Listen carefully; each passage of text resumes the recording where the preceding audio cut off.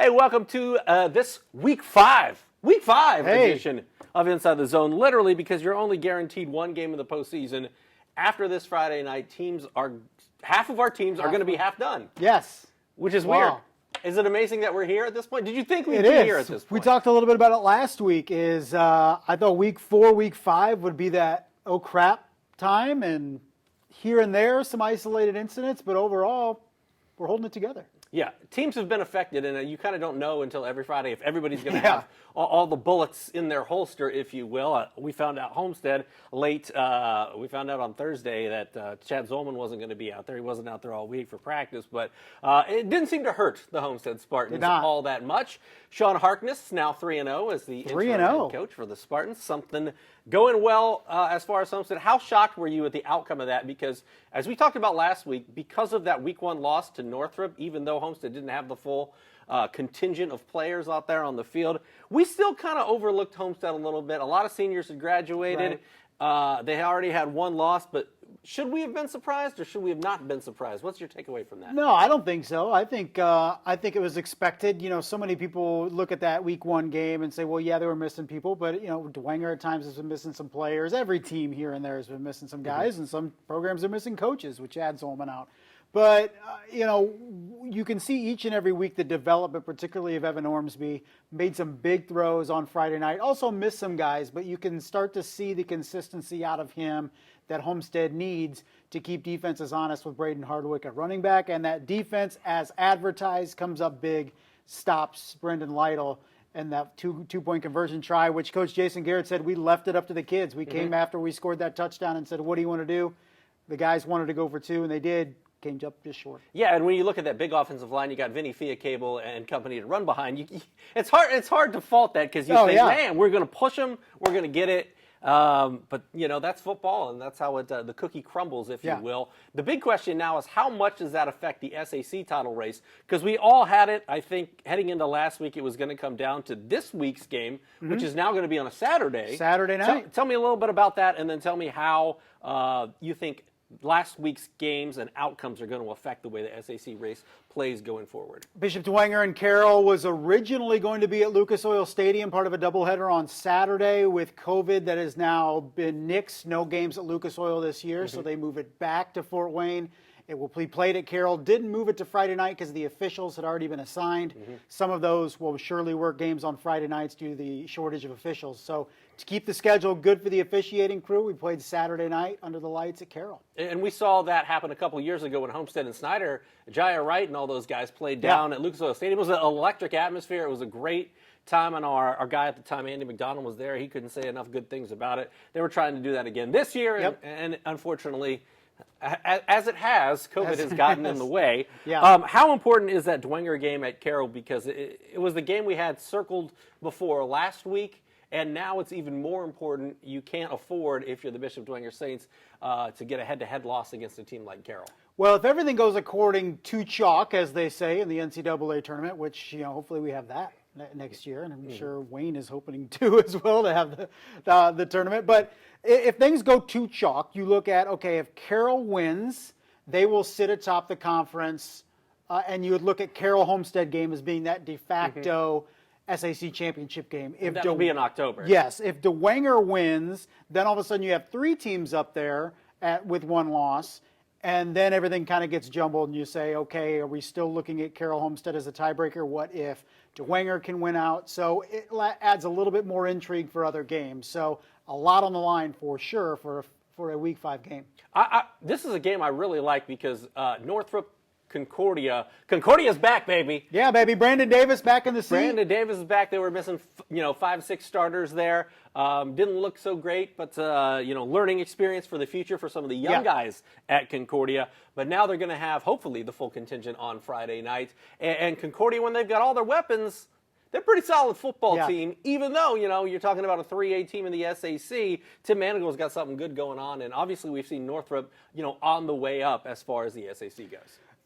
We're playing this season with a bunch of asterisks, right? We can put one by Homestead week 1. We can put a couple by Concordia back-to-back games. We're putting some, elsewhere. So we're really kind of looking at this season as, okay, we're judging this team, but we're we're canceling this game out and we'll give this the benefit of the doubt. It's a lot more difficult to figure out the hierarchy of teams in week 5 as compared to a normal season. We feel, okay, we have a month's worth of stuff to look at, but some of these teams you can't judge based on players that they've been missing. So Northrop was that team after starting off 2-0. We felt, hey, look at the Bruins. They could go 3-0. They end up losing to Wayne, and then their immediate afterthought, it feels like, over the last couple of weeks. So this is a chance to get right, find a way to slow down Brandon Davis, and as you said, completely different team when Brandon Davis is out there, and also their starting center, which helps a tremendous amount of returning guy from a year ago. So when Concordia's at full strength, I feel like you could look at maybe that Homestead game potentially could be different. And I know they got pounded by Snyder, but man, if you add Brandon Davis to the equation, they're so much better offensively. It's not 27-0, I can tell you that. They're not getting shut out back-to-back weeks, that's for sure. Let's talk about the Northeast 8 now, because this is where our Highlight Zone game of the week is going to be. You're talking about two of the more successful programs in Northeast Indiana, no matter what conference it's been in. East Noble battling Leo. East Noble gave Penn all they wanted, really, last week, despite, learning on Friday that they were going to be without their starting quarterback. They've played well at times this year.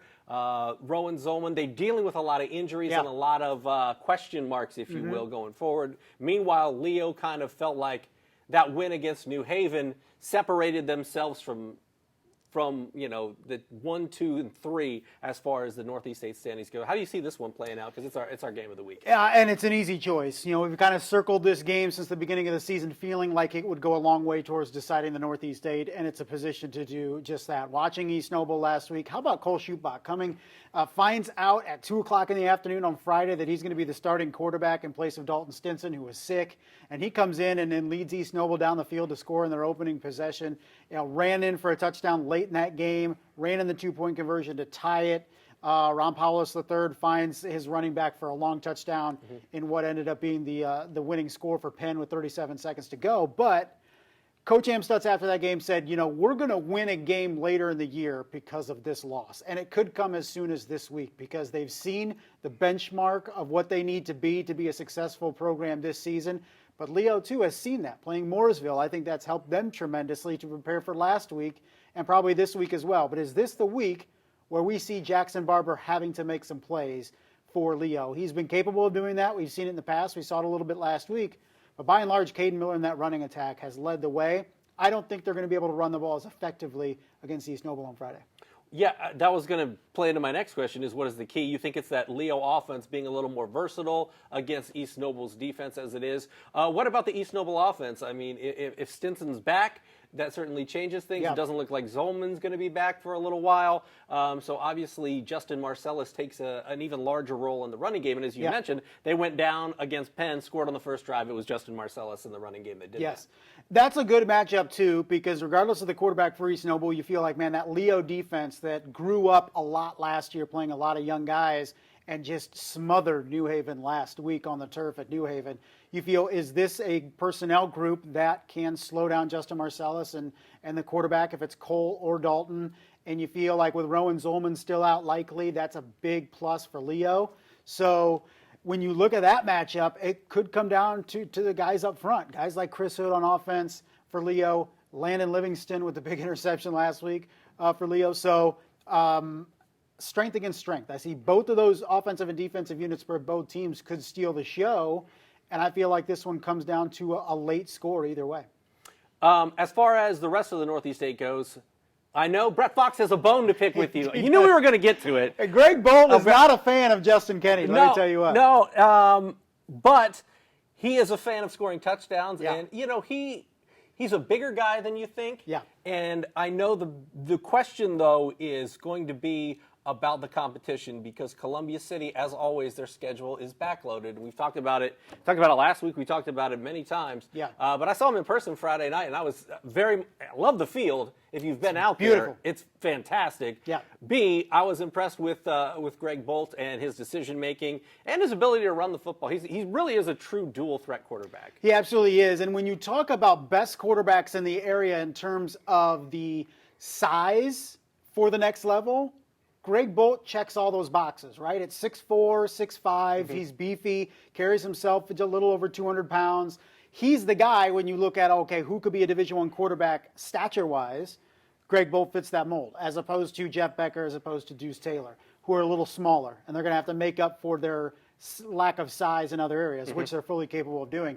But Greg Bolt, and I've told Coach Fox, I told Greg too, you got a loaded second half of the season, right? We saw this last year, where Columbia City just came through and rolled through their first 4 or so weeks, and then got in the back end and lost to New Haven, and lost to East Noble, and lost to Leo, and then kind of went out with a whimper in the playoffs. So is this year different? I think we're still in a wait-and-see mode. I feel like it is. You saw him on Friday. I've seen him against Cherubusco.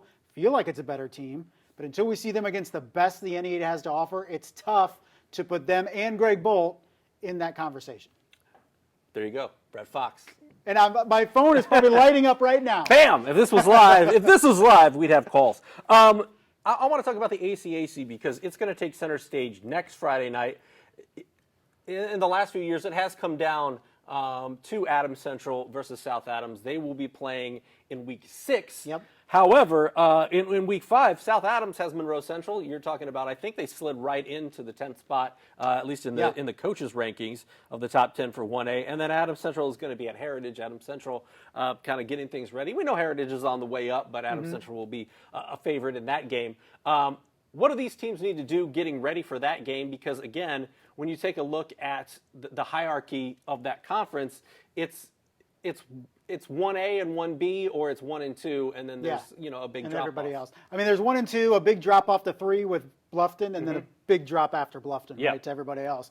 It's stay healthy. I think when you look at Adams Central, go and take care of business at Heritage, get out of there with health, getting ready for next week. For South Adams, I think they'd really benefit from a close game. I agree. I mean, even at least into the second half, having to play some guys, because you felt, okay, Lewis Cass is going to be that team, and they go to Cass and just dominate the Kings, and you're looking at the schedule going, man, where are they challenged, right? And last year, there was no challenge in the regular season, and it bit them in the regional round. I think that confidence became overconfidence, became arrogance, and it bit them in the regional.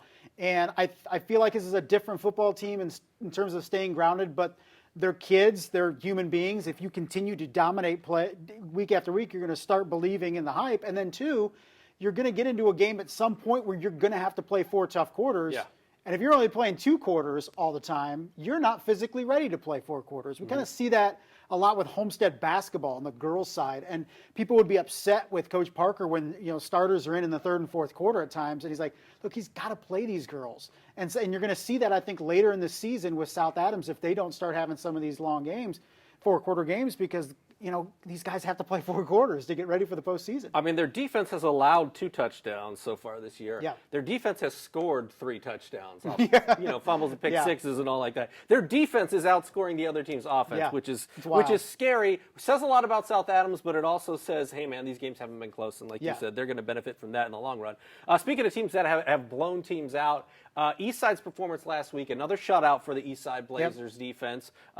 They're stacked there. Their offense looked good. Laban Davis did what Laban Davis does. Yeah. They beat Churubusco. They are in control, as we thought, in the NECC small division. How impressed have you been with them? And then for Angola to be off 2 weeks. And I know West Noble graduated, a lot of key players from last year's team, but they go out and win 41-0 after being off 2 weeks. Those 2 teams in the NECC look like clear-cut teams to beat in their respective divisions. I think we're sitting here and saying it's an absolute shocker if those 2 teams don't win their respective divisions at this point. And luckily, we'll get to see those 2 play Week 9, Eastside and Angola. But you're looking at Eastside, and I feel the dominant team in the small school division. And Angola, despite us only seeing 2 of their 2 games because of COVID, you feel like you're really impressed with them as well, how they handled DeKalb in that first week, too. So they have some challenges coming up, but I feel like, man, those 2 clear-cut favorites. Now, how good is Angola, really? I mean, do we have to wait till Week 9 to see that? I mean, we very well have to. But Tucker Hasselman, 4 touchdowns last Friday night. I mean, the kid in his year 2 as a starting quarterback in Angola has really taken to that position and led that team. And I feel like we're seeing a very good Angola team. Probably not 27-28 team Angola, but definitely very, very solid. You could make an argument Hasselman's the most improved player in the area, I think. You absolutely could put up there, because last year at times he looked downright lost out there for good reason. I mean, he was a guy that hadn't played the position, but for him to step in the way he has this year and say we're not going to have another 4-6 year like we did a year ago. Been very impressive. The rest of the team has followed suit, and they're looking like the clear-cut favorite in the big school division. What are you most looking forward to here about Week 5? Like I said at the beginning of the show, wasn't sure if we were going to be here, but we are. We are, so let's take advantage. I mean, everything is like bonus from here on out. Yeah. I have always said Week 4. If we can make it to Week 4, we can make a pretty long run at the postseason. And here we are, and we're still talking about football and still playing football. We are. So, looking at it, I think, okay, NE8's the big game this week, right? Leo and East Noble, let's see. We feel those are the two best teams in the conference. Sorry, Coach Fox. Right now, we're sitting there with Leo and East Noble. So that's going to play itself out, and I think Carroll and Bishop DeWenger will play itself out. Can anybody slow down Jeff Becker? If anybody can, Bishop DeWenger can. So that'll be fascinating to watch on Saturday. So it should be a good couple games in our two big divisions here locally coming up Friday night, Saturday night. And then the ACAC will take center stage next week. Next So we week. get a little bit of everything in finally. It's been very SAC-centric on Friday nights, but now we're mixing it up a little bit, and should be more interesting for those people outside of the Fort Wayne area. Sir. So we will get it going this Friday on the Highlight Zone. For Justin Kinney, I'm Glenn Marini, and we'll see you next Monday here on Inside the Zone.